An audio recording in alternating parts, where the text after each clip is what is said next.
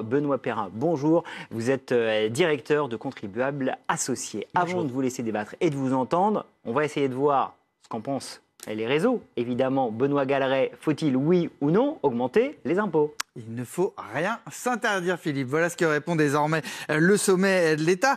Changement de ton, parce qu'il n'y a que deux solutions. Quand on est à sec et que la dette pèse trop lourd, soit on réduit encore les dépenses, soit on cherche à augmenter les recettes. Jusqu'alors, remettre en cause le dogme prévalant depuis 2017, à savoir zéro hausse d'impôts, c'était tabou. Désormais, ça semble plutôt être par où on commence. Une hausse de la TVA compliquée politiquement, dans une France où on a de plus en plus de gens qui se privent de repas ou de soins, préviennent des éditorialistes. Et Prisca Thévenot, porte-parole du gouvernement, de confirmer hier, nous n'irons pas chercher d'argent dans les poches des Français. Ce qui revient donc sur la table et sur les réseaux, c'est plutôt augmenter les impôts des plus aisés, l'ISF, la taxation des superprofits, les 210 milliards par an d'exonération de cotisations et de subventions pour les entreprises privées, dispositif, rappelle Nicolas Framont, dont toutes les évaluations montrent qu'ils ne créent pas d'emplois, ne favorisent pas l'investissement et nourrissent les actionnaires plutôt que les services publics. À gauche, on estime donc que les solutions sont là, devant nous, sous nos yeux et depuis longtemps. Ce qui est nouveau,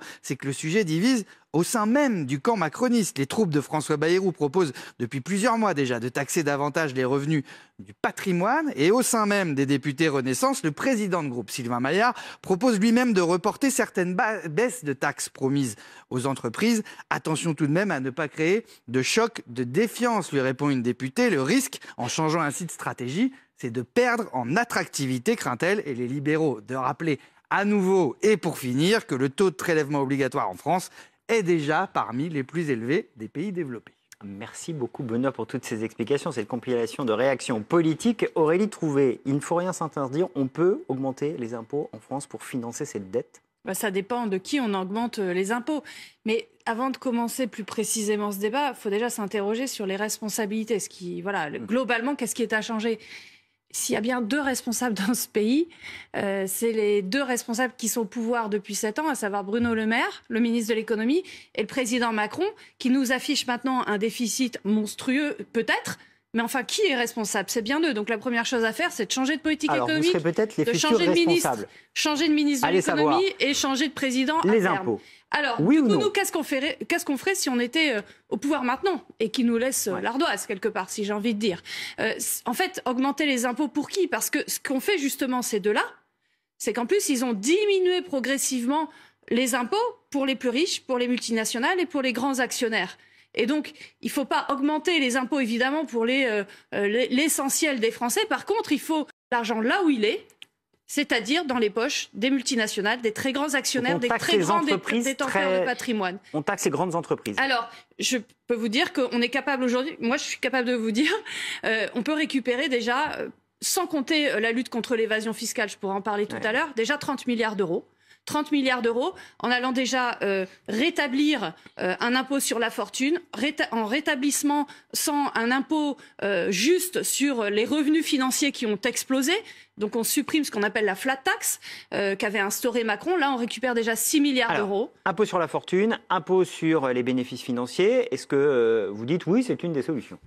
Alors je pense qu'il faut bien poser le terme du débat. Madame, vous avez bien commencé à le faire. Je crois que le premier point déjà, c'est qu'il y a un manque d'éducation de nos pouvoirs publics sur la dépense publique déjà depuis des années. On a l'impression que l'argent tombe du ciel. L'argent ne tombe pas du ciel. C'est un sujet qui a été complètement escamoté en 2022. On en a parlé en 2017, 2022. La dette, on n'en a pas parlé. L'argent public, on n'en a pas parlé. Pour les vœux d'Emmanuel Macron, en janvier, pareil, quasiment pas un mot. Alors vous accusez le gouvernement, vous avez raison. C'est quand même compliqué de leur dire qu'ils gèrent bien l'argent des Français. Seulement, je crois que c'est plutôt une gestion depuis 50 ans qui va à volo. Et du coup, l'argent aujourd'hui des Français est mal géré. Je rappelle juste un chiffre. On va cette année fêter l'anniversaire des 50 ans de budget voté par les députés en déséquilibre. Alors revenons-en aux impôts. Ensuite, sur les déficits. Sur les déficits, il y a trois manières. Allons sur les impôts. Oui, mais juste pour bien comprendre les déficits, comment on fait pour réduire les déficits ? Soit effectivement, on compte sur la croissance. Personne n'y croit. La croissance est très basse. On va être même pas à 1% cette année. Deuxième possibilité, on augmente les impôts. Troisième possibilité, on réduit les dépenses. Sur l'augmentation des recettes, je crois que, et donc des impôts, je crois que, et c'est Pierre Moscovici qui est déjà en 2013, alors qu'il était ministre des Finances de François Hollande, parlait de ras-le-bol fiscal. Aujourd'hui, vous l'avez dit, on a le taux de prélèvement obligatoire le plus élevé d'Europe. C'est pire que sous François Hollande. On est à plus de 45,3% d'impôts prélevés sur la richesse des Français. Donc aujourd'hui, les Français sont agonistes d'impôts, les entreprises sont agonistes d'impôts. Et donc du coup, si on continue à leur taper dessus, c'est la croissance qu'on va pénaliser. Et donc je crois qu'au contraire, il faut au contraire baisser les impôts massivement. Le problème, c'est que vous faites des catégories. Il faut baisser. Vous faites des catégories où vous mettez trop de monde ensemble. Vous dites qu'il faut baisser les impôts des gens. Il faut baisser les impôts des gens qui gagnent le moins, mais il faut augmenter celui des très riches. Savez-vous que les ultra-riches payent beaucoup moins d'impôts, et c'est une étude de l'Institut des politiques françaises qui montre que l'IPP qui montre que les très riches payent beaucoup moins d'impôts vis-à-vis de leur revenu fiscal que les autres classes, que les gens de manière générale. Vous voyez, tout mélangé dans de même, les grands groupes, les multinationales, payent moins d'impôts grâce notamment à l'optimisation fiscale que les petites et moyennes entreprises. Donc en fait, on a un problème de répartition de l'impôt. Donc quand je vous disais qu'il faut aller chercher l'argent, parce qu'on en a besoin d'aller les chercher pour pouvoir financer des services publics de base, c'est ça la fonction de l'impôt, l'école publique, l'hôpital public, pour ne pas être obligé de... que les entreprises, pour être soigné correctement, par exemple, à l'hôpital. On augmente que les entreprises ou les Français? Pour faire ça, je vous le dis, les très riches, donc on rétablit, je vous l'ai dit, l'impôt sur la... On rétablit... alors les très riches, d'abord ça dépend à partir de sur quel impôt vous commencez prenons le revenu, c'est combien? Je vais vous prendre un deuxième exemple. L'impôt sur les revenus, en ce qui concerne la France insoumise, on dit qu'il faut baisser l'impôt sur les revenus pour tous ceux qui gagnent moins de 4 000 € et augmenter l'impôt sur les revenus de manière très progressive, très progressive, à partir de 4 000 € de revenus par personne, d'accord? 4 000 € brut. Par exemple, sur l'héritage aussi. 4 000 € brut ou net? Pardon? Brut ou net? Net. Et donc ensuite, 4 000 € net, si on gagne plus, on paye plus d'impôts. Je ne dis pas que c'est très riche, je dis qu'à partir de là, on augmente les impôts. Nous, on est pour augmenter les impôts. Je vous remercie, mais c'est très concret. Les diminuer pour tous ceux qui sont à moins de 4 000. Et je peux vous dire qu'avec ce... Voilà. Et ensuite, sur les très gros patrimoines, notamment au-dessus de 12 millions d'euros d'héritage. Le point est important. 4 000 € net, on gagne plus. On augmente progressivement, je ne travestis pas ce que vous avez dit, les impôts, et pour les autres, on les fait baisser.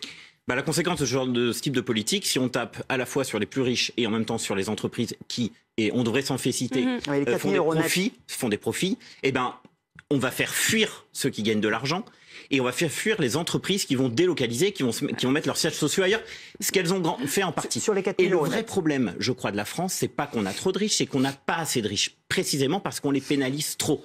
Vous disiez tout à l'heure, on peut augmenter les gens au-delà de 4 000 € net, vous soutenez ça? Je suis absolument opposé à ça, pour une raison très simple, c'est que les Français paient déjà beaucoup d'impôts. Et on est dans une concurrence à la fois européenne et mondiale, et s'ils partent, et une grande partie est déjà partie, parce que la vraie difficulté de la France, c'est que les riches sont les grands, les super riches dont vous parlez, ils sont déjà partis. Mais 4 000, donc si vous continuez à penser qu'effectivement, à hauteur de 4 000 €, on est riche, effectivement, vous allez pénaliser énormément de Français, parce qu'à 4 000 €, on n'est pas systématiquement riche. Ça dépend évidemment des charges que vous avez, notamment si vous avez des enfants.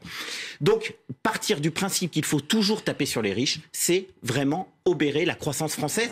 Et j'insiste là-dessus, le problème de la France, c'est que les riches sont déjà partis. Donc, c'est la classe moyenne qui va, au final, payer les factures que vous allez leur présenter. Alors, on pourrait avoir un grand débat sur est-ce qu'à 4 000, on est riche ou pas, Oui, alors... Je pense qu'il y a quelques personnes qui se posent la question en nous écoutant. Mais de toute façon, ça, c'est... Je veux dire, il n'y a pas un moment où on est riche et l'autre où on est pauvre. Vous voyez, c'est évidemment... Il faut mettre une barre. Alors par contre, là, je suis désolée de dire... En fait, ce que vous voulez pas, c'est partager les richesses. J'entends, non, ce que je veux, c'est baisser les dépenses excessives. Vous ne voulez pas la même chose. Non, vous ne voulez pas partager les richesses. Moi, je vous dis que les très riches, aujourd'hui en France, sont de plus en plus riches. Et vous prenez tous les chiffres de l'INSEE, c'est ce qu'ils vous montrent. C'est que depuis 2 ans, écoutez-moi, depuis 2 ans, les 90% des ménages les moins riches ont diminué leur niveau de vie. C'est les chiffres de l'INSEE. Depuis 2 ans, les 10% les plus riches en France ont augmenté leur niveau de vie parce que les revenus du patrimoine, notamment, vous voyez, le patrimoine immobilier, le patrimoine financier, ont augmenté. Donc, ce que je veux dire, c'est qu'il faut absolument aujourd'hui une redistribution, une révolution fiscale.